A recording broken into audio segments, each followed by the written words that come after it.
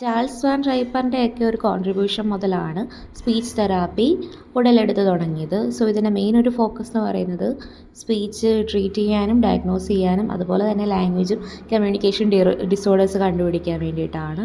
Also ഇതിൻ്റെ techniques എന്ന് പറയുന്നത് ഈ articulation, fluency, voice modulation, language comprehension അതിനൊക്കെ വേണ്ടിയിട്ടുള്ള എക്സസൈസസ് ഇതിനകത്തുണ്ട്.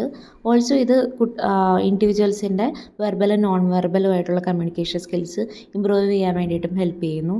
അതുപോലെ തന്നെ സ്പീച്ച് ഡിലേ ഉള്ള കുട്ടികൾക്ക്, അതുപോലെ തന്നെ സ്ട്രോക്കൊക്കെ ആയിട്ടുള്ള അഡൾട്ട്സ്, അതുപോലെ തന്നെ വിക്കുള്ള ഇൻഡിവിജ്വൽസും വോയിസ് ഡിസോർഡേഴ്സ് ഉള്ള ഇൻഡിവിജ്വൽസിനൊക്കെ ഇത് ബെനിഫിഷ്യലാണ്. ഇത് 1-on-1 അല്ലെങ്കിൽ ഗ്രൂപ്പ് സെറ്റിങ്സോ ആയിട്ട് പേഷ്യൻ്റെ നീഡ് അനുസരിച്ച് ഈ തെറാപ്പി ചെയ്യാൻ പറ്റും.